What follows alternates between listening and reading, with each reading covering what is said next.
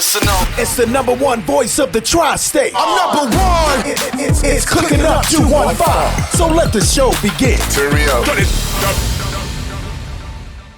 You already know who it is. It's your host with the most smooth. What's up, beautiful people? It's your girl, Stormy P. And this is Cooking Up 215, and we got a special guest with us today. We got the check cashing, neck snapping, Dave Anderson in the building. What's up? Thank you so much for having me. Glad to have you, man. Glad to have you. Man. This is a true honor, Cooking Up. We just getting back to it, but you are a well-known guy. You've been around the block. But You've been around Breakfast Club. You didn't done it all. So yeah. we appreciate you coming down here with us. Man, listen, this is home. Yeah. You know what I'm saying? Like, you got to take care of your home. Like, I don't believe in being bigger than the room, but like, there's certain things, like if you notice, like there's a lot of entrepreneurs here, but you never see me with them. It's no beef. I'm a special event. Like, I don't make my bread and butter by showing up and dancing. You know what I'm saying? I make my bread and butter by actually going out and building doing businesses. your thing. I love that. But when I'm home, man, and I see good people doing good things, like, why wouldn't I come? Yeah. It's much appreciated. Much appreciated. I'm hooping. I'm a definitely pick your brain. I'm gonna get all the. I already know the sales tips. There's a chef here, so it's okay.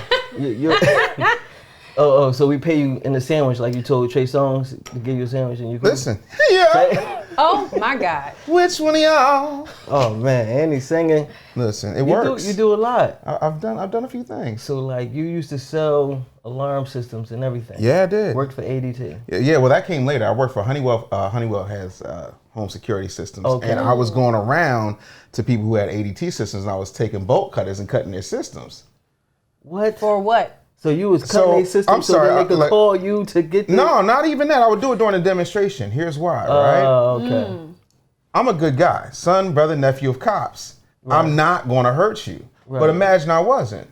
Right. Imagine if I've been watching you, and imagine I know you got the ADT system, and who you gonna call now? So now you want to call Honeywell. Exactly, I because know ours your was sales wireless. numbers were great. That was number one in the company. I know your sales numbers I were was great. number one in the company, and so ADT went and bought my contract out. What? To get you to come back? Yeah, get me to come to ADT. Oh, Wow. wow. Yeah. Oh, Come on, black man, You selling yes. like that. I was selling like You that. selling on another level where they come in and they buying your contract, they making you come on back to the team. That's the idea. That's amazing. How many sales books have you written so far? Sales books? Yeah, like you're pitching, you had Sell It Like Jesus. Sell It Like Jesus, pitch, close up, sell, repeat, branding yourself. I did one on like the Pokemon Go game when that was hot. I've done probably about 6-7 sales books. Yeah, Sell It Like Jesus is my favorite. I've written 21, but out of those 6 or 7 are specifically sales. Okay, so Mr. Snapping Necks and Cashing Checks. Woo! I need to know. Yes, ma'am. Why does IG treat you like a bitter baby mom?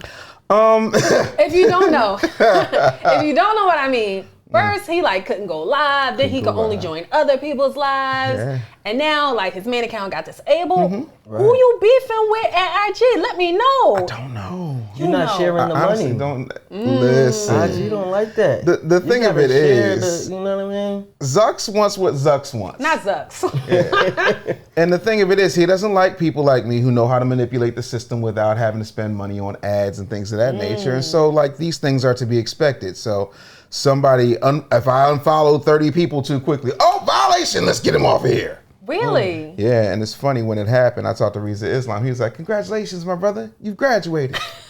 And I was like, "Yeah." Because they stay blackballing RZA. Yeah, man. Because he's enlightening people, and that's the thing. It's about our growth. We continue to look for other people to do for us what we have been doing ourselves. We've just lost sight of it, right? Like all my aunts and uncles, with everybody except the exception of my mom, were born in black hospitals. My mom was an emergency, so she was born in a hospital that wasn't black. But we had black hospitals, we had black lawyers, we had black doctors, we had black everything. Right. You know what we wanted? We wanted to sit at the lunch counter. You see what I'm saying? So my whole thing is, if we know that 27% of people who graduate from college work in what they majored in, that means 73% didn't. And we also know one of the main reasons why we can't get housing where we want to, why we can't get the loans that we want to, why we can't make the moves that we want to, is because we're in crippling student loan debt. That's heavy. So if I can help you get out of that without having to go get a degree to please your mama, right, then I kind of upset the system.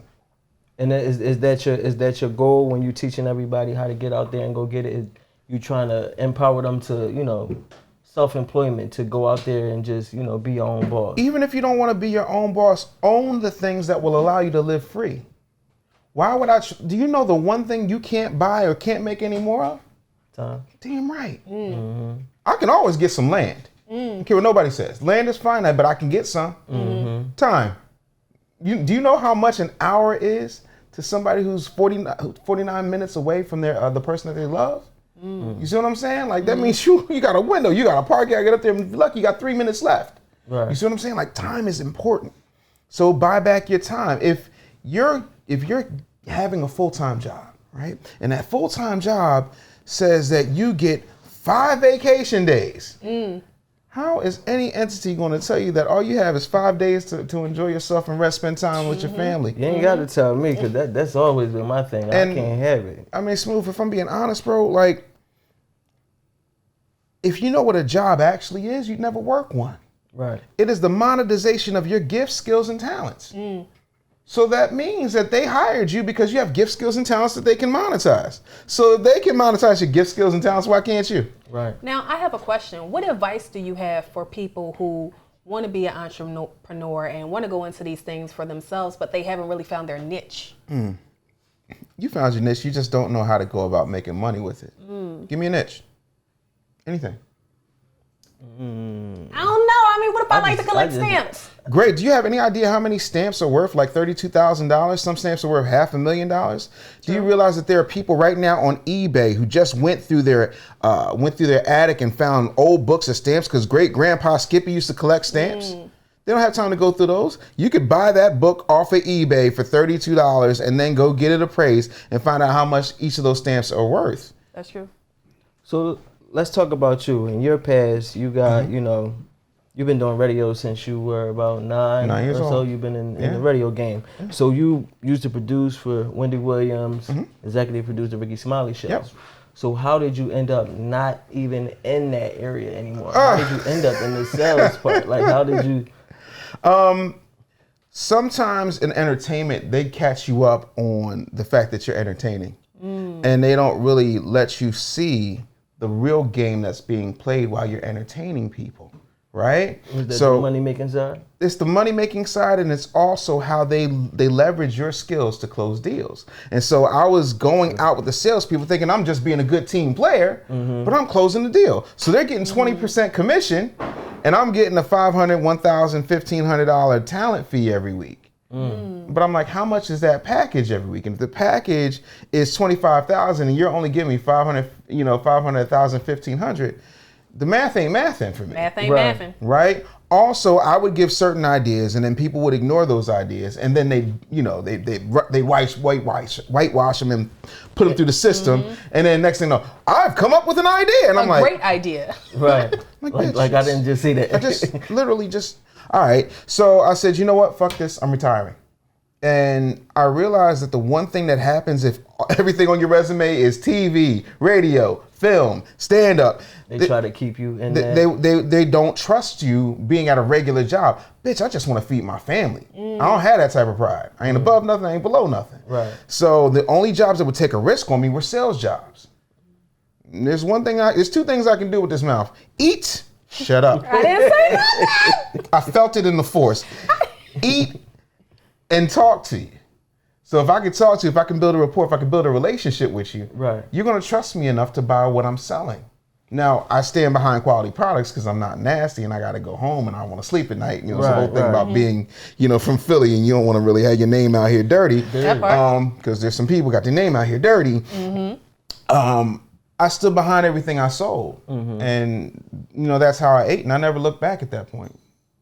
So I know you speak a lot about being homeless, like you said it earlier. So when did that happen? Was that before the sales? Yeah, that was before the sales. And that was before radio as well? No, that was after radio. So after the Wendy situation? Yeah, Wendy happened in 2000, right? Basically what happened, and people like to write me out of history because I know certain things. But basically what happened, when I got to Power 99, I was at Radio 1 first. right? Me and D. Lee, legendarily D. Lee. Without D. Lee, there's no Laugh House, there's no Kevin Hart, there's no Michael Blackson, there's no me, right? He was like, look, we're going to go across the street because they're getting ready to cancel us over here. I said, all right, bet. What's the deal? He said, just stick with me. I got you. So we did our last show that morning. I went to Temple, did my final, and that afternoon we was at the Gallery Mall with Golden Boy doing afternoons. You see what I'm saying? So that situation was a good situation, but they already had a me there. His name is QDZ, aka Quincy Harris. They already had a me, and he already had a license. I didn't have a license because it's Philly. Who need a license? Right. You know what I'm saying? So it wasn't on. There was, and this is not. I love Quincy. I grew up with Quincy. That's my man. There was not room for two of us. You know what I'm saying? So at that point, I got lovingly let go, and Wendy said, "The next time I see you, you'll be successful." The next time she saw me was when I was walking her into my studio for Ricky, and Ricky was in 30 markets. You see what I'm saying? Like, if you got it, you can get it anywhere. So I left there, went to North Carolina, blah, blah, blah. So getting back to the homeless thing, after the things that happened with me and Ricky Smiley happened, everybody thought I was either good or they just wasn't gonna rock with me. So at that point, you know, I was known as Radio Tupac. I get shot. I wait out my non-compete. First off, fuck your bitch. You know what I'm saying? So I would just go talk shit about the station I left, and I'm going to destroy them with everything I knew. That's how it is. I'm a gunslinger. I'm going to make you feel it, Yeah, you going to hurt. Oh, you going to let me go? Oh, you going to live with regret. You going to wake up every day like, damn. Like that Temptation that got kicked out, and then they replaced him with David Ruffin. They had my girl, and he got all pissed off. Oh my goodness. I want you to feel that every time you see me, right? You look up, you see a billboard, you get pissed. So anyway, I wound up homeless because everybody thought I was either good or they wouldn't touch me. You know what I'm saying? So, you know, cars get, let go, and then Lady League, because you ain't bringing in the bread, all that type of dumb shit. Yeah. And so I wound up homeless, and I took a gig setting appointments for merchant processing machines. Okay. And I would go to sleep at night in my truck, and I park my truck in the Walmart parking lot in between tractor trailers so nobody would grab my stuff. Yeah. So, and I washed up every day in a Quick Trip gas station. Wow. Like full on horror bath, Horror bath. Spectacles, testicles, wallet, and watch. Little bird bath. Yeah. You think that was a major thing? Is that like the fire behind your whole? I always had a fire. Empire that you built. I always had a fire, but that particular thing was like, that's never going to be my bottom. You know what I'm saying? Like my nightmare is most people's wet dream now. You see what I'm saying? Okay. But that will never be my rock bottom. My kids will never know that. Right. You know, so that's it for me. I think that you are one of the most brilliant people that I've ever encountered. Only because I just love to hear you speak and the things that you come up with. One of the most brilliant things that I've heard you put together is the Cheesesteak Social. The Cheesesteak Social. At BullyCon? Yeah. Can you talk to us a little bit about that? Here's the thing. I don't like networking events. Networking doesn't work, right? Real networking is, Smooth is my guy, right? Smooth needs something. If Smooth needs something, I'm going to look out for Smooth because that's my guy. You're not going to get that over 5 minutes of cocktails and business cards. It's just not going to happen. And the fact that they continue to teach Negroes this is absolutely mind-boggling to me, right? So then you got this air or this attitude that people have where it's like, oh, we're going networking. And it's just like, fuck out of here. You corny. Like, so for me, I was like, when are people the least pretentious? When they holding a cheesesteak. You cannot be bougie with a cheesesteak. That's true. So I created a Cheesesteak Social because I wasn't gonna do an ice cream social because I'm a grown ass man. But everybody like cheesesteaks. Oh, you don't eat beef? That's cool. We got chicken. Oh, you don't eat chicken? We got vegan. That's okay. I wanted to know if y'all had chicken cheesesteaks. Come on, man. All right, y'all talking about all this food. Y'all getting me a little hungry. So you already know what time it is. We're gonna take this break. We're gonna get to this food. It's your man Smooth. It's your girl Stormy P. We got Dave Anderson. And this is Cooking Up 215. We'll be right back. It's our favorite part of the show. That's your favorite? Yes, sir. Ah, chef, what you got cooking? You already know. What's up, beautiful people? It's your girl Stormy P, and we are back with Cooking Up 215. And today, we got my girl Davita Lee from Exquisitely Catering Company. How you doing, girl? I'm good. How are you? Good, good. Listen, you brought this food over. Yes. the mouth was watering. Talk to me about what we got today. All right, today I brought you guys over my signature 6-cheese mac and cheese. I have green bean, a Parmesan green bean. I'm sorry, and then I have a braised lamb shoulder with a honey Thai sauce on top. Is this parsley, cilantro? What is this? It's parsley, just a little fresh parsley. Oh, sprinkle the parsley on it, y'all. Now, let these people know where they can find you at. You can find me on Instagram, Facebook at Exquisitely Catering Co.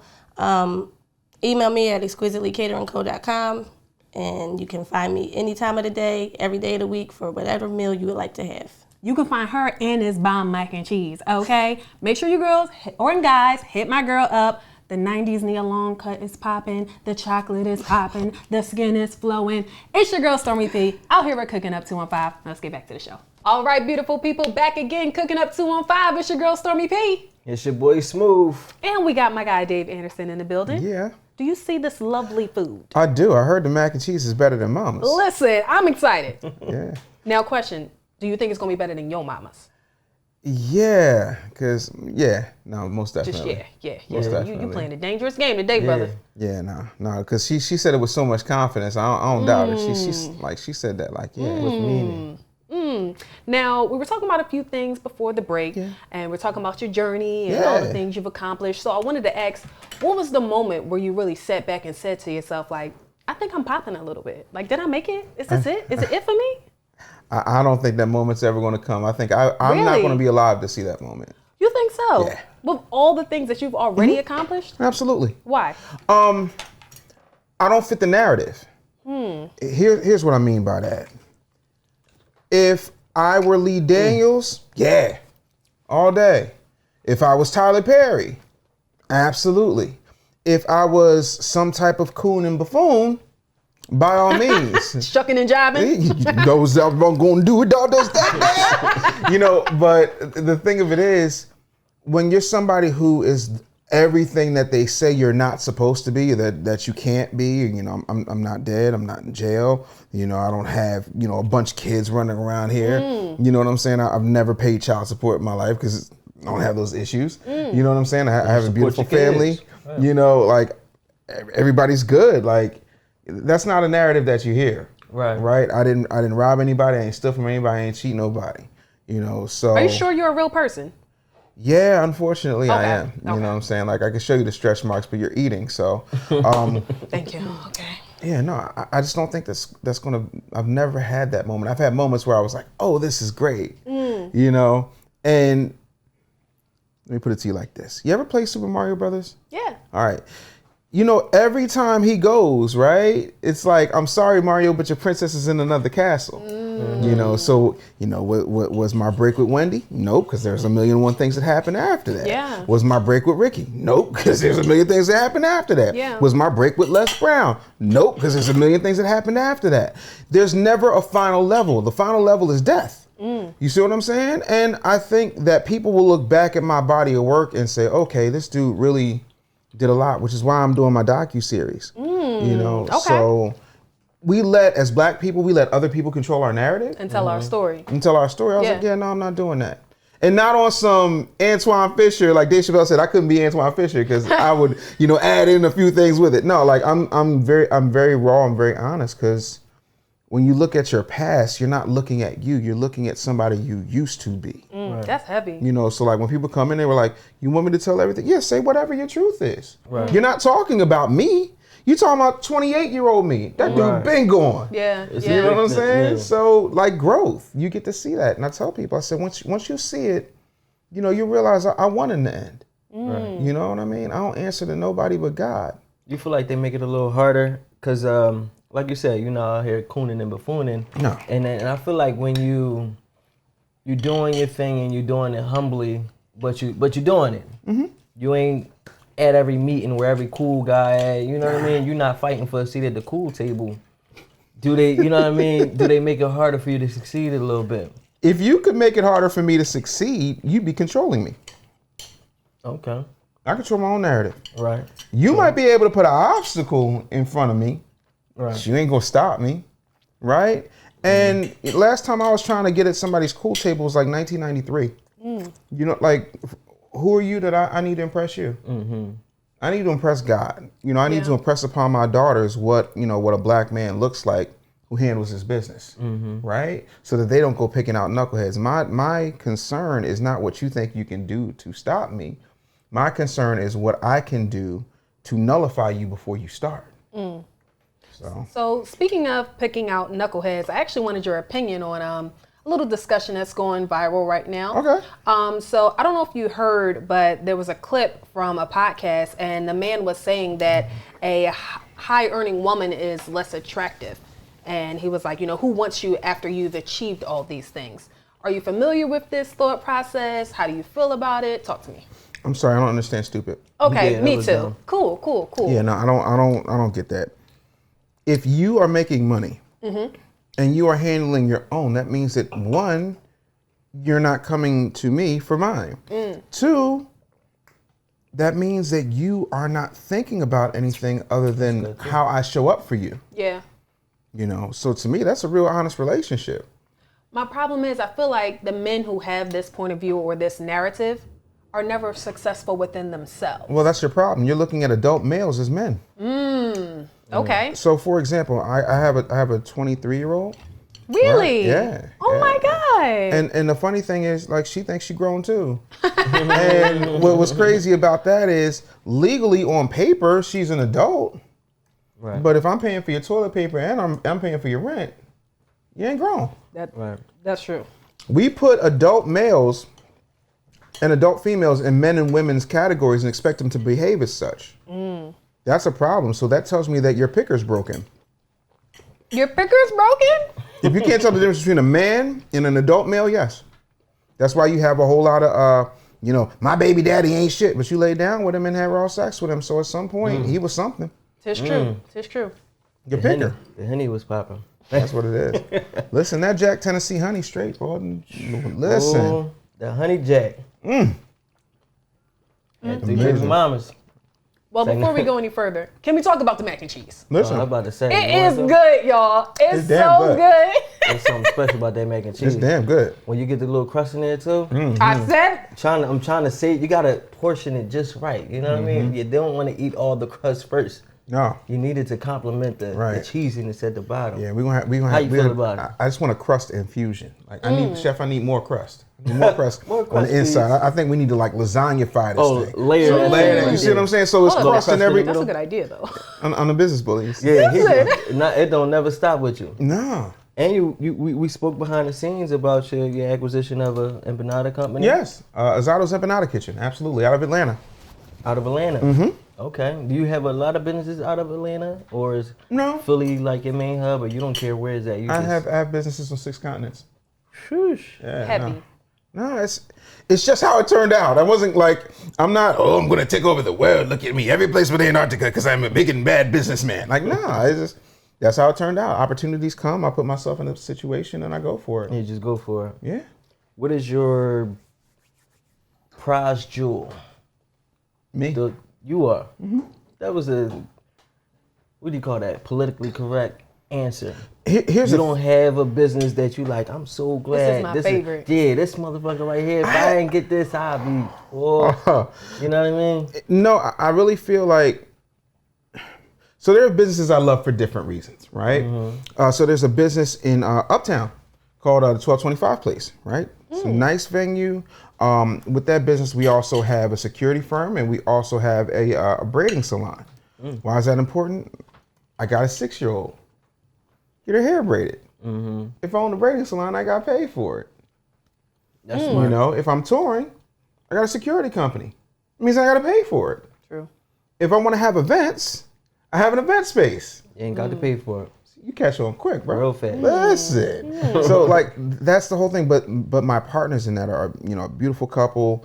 They really support each other. They've got a lot of execution. Like I love people who execute because I tell you like do this, do that, do this. And there are certain people like, but I was trying, and then I'm triggered. Oh my God, Smooth, I'm so triggered. What am I supposed to do? And I'm like, yeah, now you gotta go. Because like you just gotta do it and worry about how people feel about it later. After the fact, right? I don't give a damn if you like me or not. About getting his business done. That's it. Yeah. And that's another problem with black people. We only do business with people we like. I learned that hard. Yeah, no, I don't care about how I feel about you, because if I were to go to McDonald's and order a Big Mac, I haven't in years, thank God, but let's just say I did. I never thought about the pimple-faced kid who was feeding it to me. So I have no feelings about that. It's a transactional situation. You go to Onyx, them girls is working. It's transactional. Hey, baby, you want a lap dance? Yeah, sure. Yeah, I'm about to get me $100 out this trick. That's just it. It's transactional. The less we feel about what we're doing, the more we're absolutely able to execute on a different level. That's so crazy, because one of the things I wanted to ask you was, how important do you think it is to be a free thinker and not necessarily go with the crowds? Like, I don't want to work with him because I know everybody else is working with him. Like, I want to work with this other person because I know they can execute well. I don't mind working with people who have worked with a bunch of other people. I just want to work with you in a different way. You see what I'm saying? And like, differentiation comes down to you, right? You can go to two restaurants, they both serve the same thing. Like, you can go to Capitol Grill or you can go to Steak 48, right? Two different types of experiences, depending on what you like. Not good, not bad. It's just completely up to how you like it served. But it's a cow, right? That's been cured, slapped, aged, whatever the case may be. It's cream spinach, it's potatoes. But it comes down to the experience and how it's served up. So while everybody's over here, I'll be over here winning. Right. And that's just what it is. Like, by the time everybody's doing it, it's already too late. Right. That's the thing true. too. And I feel like I want to know, how is it that you got into acquiring business in the first place? But in Philly, it's so saturated with, once something is catching fire, it's like everybody jumps on it. It's a wave, literally like a tidal wave. How did you get away from that? You just never got into it. I never had a Philly mentality. The hunger part, the drive part, absolutely. The I gotta be around you. I'm not Ariel from The Little Mermaid. I wanna be where the people are. You know, even though I am like that in the way I want to reach people, I'm not going to schmooze and do it. Like, to me, that's corny. You know, I want to make smart business decisions based upon what is going to make money long term. I don't do anything short term. I don't do anything quick nut. I'm not a fix and flipper. Nothing wrong with that. I'm not the guy that wants to just, catch a lick. I'm not a hustler. Hustle's a dance. You know, I'm a businessman that makes smart choices. And so if I have something that's going to fix this business and make this business a lot more money, do you want to go at it on your own? Or do you want me to come in here and really skyrocket your situation? Okay. So speaking of that, yes, you work with a lot of people over I have. time, helping people build their brands, consulting, X, Y, and Z. What was the most difficult situation you had to turn into? Right. So that was one thing. And then we built up the credit repair business. Then we started focusing on business credit. And then I realized that a lot of these people who are out here, I'm going to have a credit repair agency. I want to build a tax business. Yeah, but you don't understand how to structure it. And all that learning is a curve that you don't want to have to get over, right? Or try to get around. So what I did was I said, let's create a concierge service so that we just set them up. They come in and it's already running for them because we've got all these folks hammering it out. So Christmas morning, she went and she took her husband to a car dealership. Now they'd already bought their dream cars and whatnot. Okay. So she takes him to the car dealership, whole family's with him. And he's like, well, what am I here for? Like, we already got our cars. Like, what is this? She was like, no, this is your dealership. So she retired her husband Christmas afternoon. Wow. You know what I'm saying? So to go from, I'm not even making $10,000 in my business to doing $1.2 million annually. Wow. That's heavy. But oh my God, she would have got there a lot faster if she had listened when I told her to do things in the first place. Do you see what I'm saying? And that's the part. It's never the details of the task. It's the you getting over yourself and you realizing that you're capable. Because if you've never seen it, it's hard to see something you've never seen and hear. You don't have a vision. You had a vision. Right, yeah. Right. So just hang on to my vision until your vision goes. All right, before we get out of here, I'm a young entrepreneur. What 3 key steps would you tell me? 3 key things, whatever, to put me on, a straight path to success? Don't listen to your mother. When I say that, that's for everybody in your family. Well, ain't nobody ever come out of here and then done did that. And it's yeah, of course not. iPhone 1 can't process like an iPhone 13. You were made for a different era. Yeah. So your advice is outdated. You know, you like a textbook 3 semesters ago. You're absolutely useless to me in this Right moment now, to take me to where I need to go, right? So all due respect to Mama, Mama's wrong again, and there's something wrong with her medulla oblongata. You feel me? The second, Mama's wrong again. Mama's wrong. No, Colonel Sanders, you're wrong. No, so listen, that's high quality H2O right there. Number 2, stop thinking you got to do everything yourself. Okay. You do not have to do everything yourself, right? Like, I own 17 companies. I don't run 17 companies.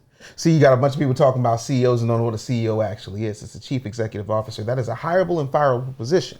As a result, you can be ousted. Look at the guy who founded the Men's Warehouse and then went public, became the CEO. They ousted his ass. Wow. Talking about, you don't like the way you look. He don't like the way he look on the unemployment line. You feel me? Oh my God. So you don't have to do everything yourself. Right. Do the things that you're absolutely necessary to do for your business. Everything else you outsource. There's plenty of places in third world countries that have, you know, first world skills. Utilize those, right? And finally, get some sleep. Listen, I know it's a lot of people out here telling you that, you know, you a sucker if you go to sleep. I'm gonna be a sucker then on Egyptian cotton sheets. So you don't be up all late at night trying to cram in work and trying to look up businesses and just just get some sleep. Get some sleep. The other part of that is my body naturally wakes up at 3 o'clock because I was doing morning shows when I was a teenager. So you wake up at 3 in the morning. Yeah. Wow. But I'm watching YouTube. I'm looking at what's happening. I'm reading a book. I read probably like 4 or 5 books a week.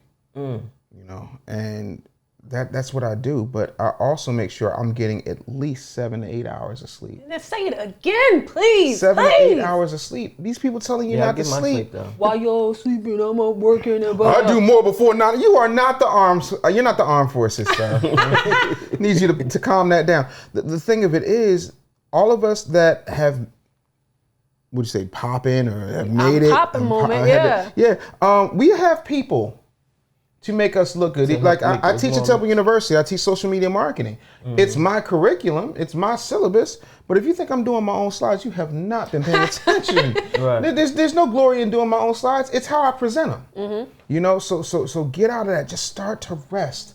Watch what comes to you. And the other reason you can't rest is because you've taken jobs that you have no business in that will not value you at the level that you need to get to, right? So if you're stressed out and you got more month at the end of the money, how you gonna come up with $1 million idea?